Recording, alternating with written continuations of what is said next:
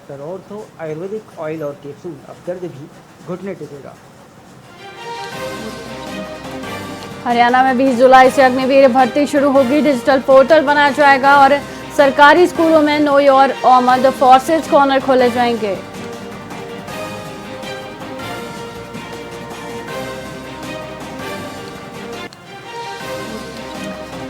हरियाणा में जी राम जी योजना की शुरुआत। श्रमिकों को 409 रुपये देने की मजबूरी और 125 दिन रोजगार मिलेगा। कुरुक्षेत्र से मंत्री पवार ने किया शुभारंभ।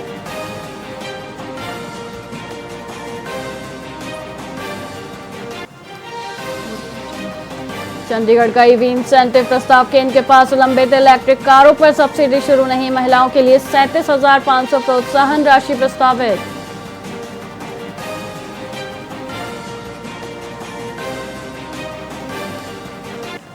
कुरुक्षेत्र में विधायक अरोड़ा का भाजपा पर हमला। बोले पार्टी की लड़ाई सड़कों तक पहुंची। जी राम जी योजना में गारंटी शब्द भी गायब।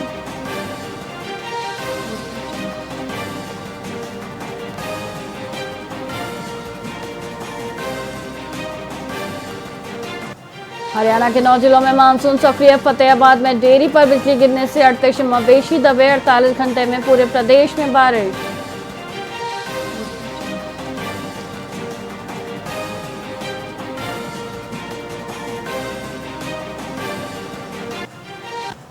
नमस्कार, आप देख रहे हैं वीआईपी न्यूज और मैं हूं आपके साथ वैशाली श्रीवास्तव। आइए रुक करते हैं खबरों की ओर। पानीपत प्रशासन लखनऊ कोचिंग सेंटर अग्निकांड के बाद अलर्ट मोड पर आ गया है। दमकल विभाग, नगर निगम और जिला टाउन प्लानर की संयुक्त टीम ने आज शहर के सभी कोचिंग सेंटरों का गहन दौरा किया और सुरक्षा मानकों की कमी पाए जाने पर सभी को नोटिस जारी किए। यह जानकारी सामने आई है कि पानीपत में चल रहे सैकड़ों कोचिंग सेंटरों में से मात्र 2 के पास ही अग्नि सुरक्षा प्रमाण पत्र उपलब्ध है। फायर ऑफिसर गुरुमेल सिंह ने बताया कि बिशन स्वरूप कॉलोनी में कई सेंटर बिना अग्निशामक यंत्रों और एनओसी के चल रहे हैं। उन्हें चेतावनी दी गई है कि 3 नोटिस के बाद भी उपकरण न लगाने पर कोचिंग सेंटरों को सील कर दिया जाएगा। पहले भी सुरक्षा उपाय अपनाने की चेतावनी दी गई थी। अभी इंस्पेक्शन जारी है। बहुत सी अभी फॉल्ट मिल रहे हैं यहाँ। नीचे प्रिंटिंग प्रेस है, ऊपर मतलब कि अपना ये अपना कोचिंग सेंटर है और उसके ऊपर लाइब्रेरी चल रही है। तो ये भी गलत है। निकासी के द्वार नहीं है, निकासी के द्वार बहुत छोटे हैं देखा जा रहा है। तो फायर फाइटिंग सिस्टम जो नकारा है नहीं है। तो ऐसा है कि बाद में इनकी मालिकों से बात हुई है। मालिक कह रहे हैं कि आपसे मिलेंगे, उसके बाद हम जो फायर फाइटिंग सिस्टम आप बताओगे हम लगा लेंगे।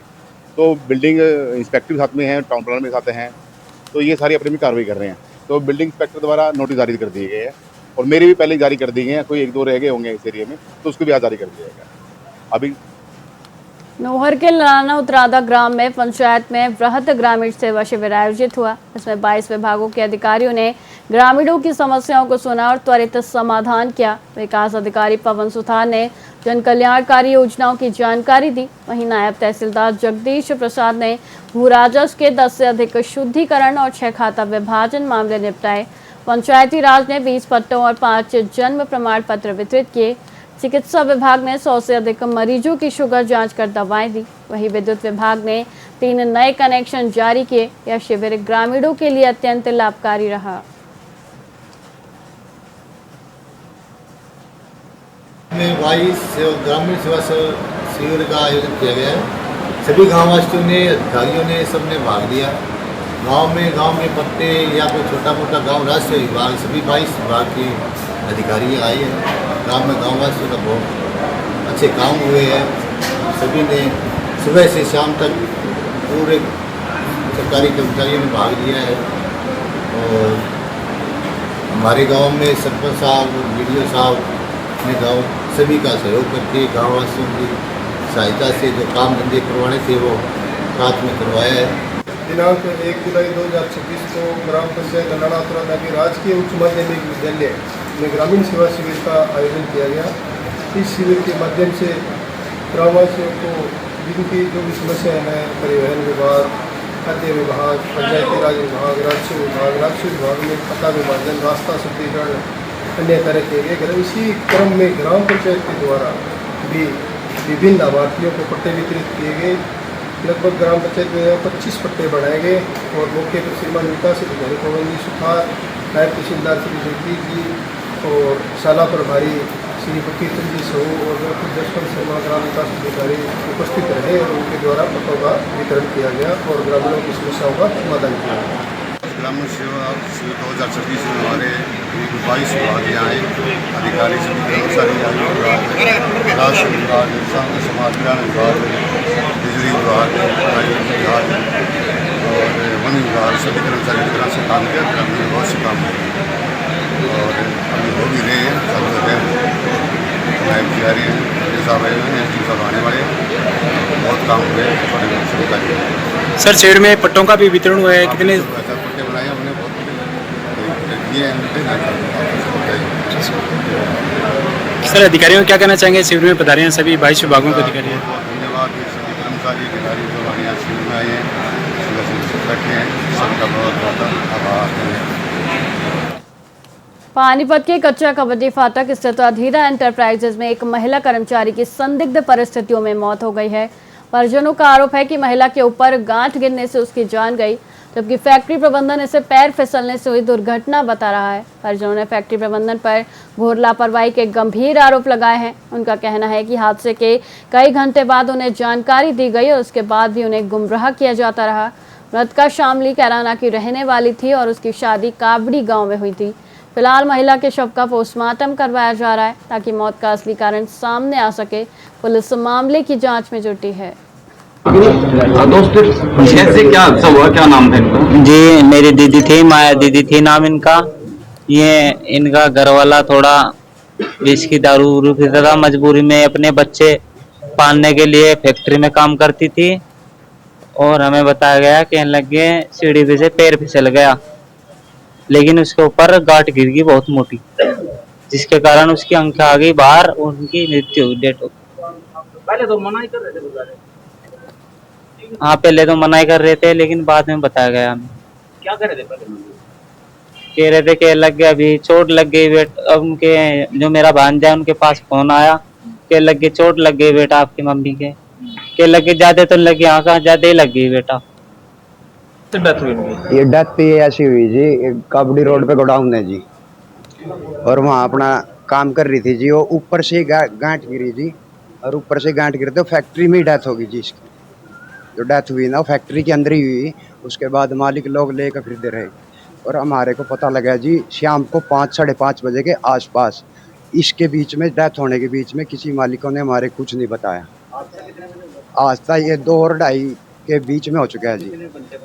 हमारे को पता लगा जी कम से कम 5 साढ़े 5 बजे शाम के टाइम, कई घंटे बीतने के बाद। और एक चीज़ हो रहा है जी, इस हमारे परिवार में से किसी ने भी इसको जिंदा नहीं देखा जी। सर एक हादसा हुआ आपकी फैक्ट्री में, कैसे? सर दोपहर लंच के बाद लेबर काम कर रही थी और वो पल्ली माल ढो रही थी, तो इस दौरान ही एक हादसा हुआ। उसका पैर फिसला, वो उसको एकदम चोट लगी, उसको डॉक्टर को लेके जाया गया, अग्रसेन में लेके जाया गया। ऑन द स्पॉट उसकी डेथ हो गई। कहाँ पे फैक्ट्री थी? ये कच्चे काबड़ी रोड पे, तो कपड़े का काम। गांठ गिरी है उसको? नहीं, कोई गांठ नहीं गिरी थी, कोई बात नहीं, आप CCTV देख लो, कोई गांठ नहीं गिरी जी। वो मिस हैपनिंग है, हादसा हुआ। 2 बजे से क्या हादसा? नहीं, 3 साढ़े 3 बजे हादसा हुआ है। 5 बजे तक उन्हें बताया भी नहीं गया। खाना खाने के बाद 3 साढ़े 3 बजे हादसा हुआ। उसके बाद डॉक्टर के लेके जाया गया। ऑन द स्पॉट रास्ते में उसकी तबीयत ज़्यादा ख़राब होगी, तो अग्रसेन में हम ले गए थे, देवी मंदिर वाला अग्रसेन में।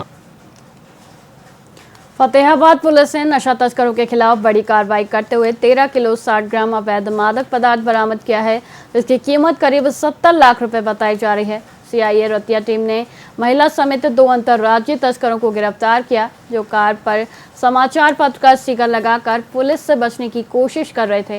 वहीं दूसरी कार्रवाई में कुख्यात तस्कर सुरेश उर्फ शेषक की करीब 30 लाख रुपए की अवैध संपत्ति भी फ्रीज की गई। पुलिस ने अभियान लगाकर जारी रखने की बात कही।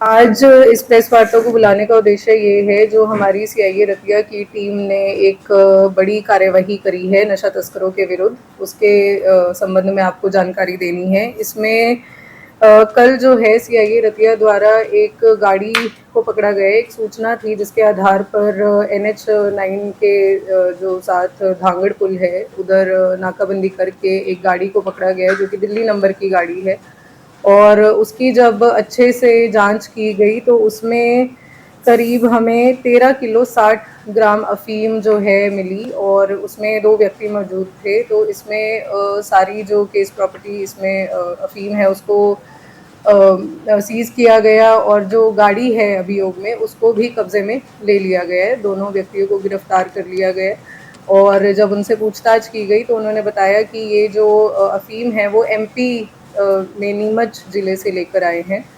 तो इसकी जो है आगे की कार्यवाही जो है अमल में लाई जाएगी। फिलहाल खबरों में इतना ही, मुझे दीजिए इजाजत। देखते रहिए VIP न्यूज़। नमस्कार।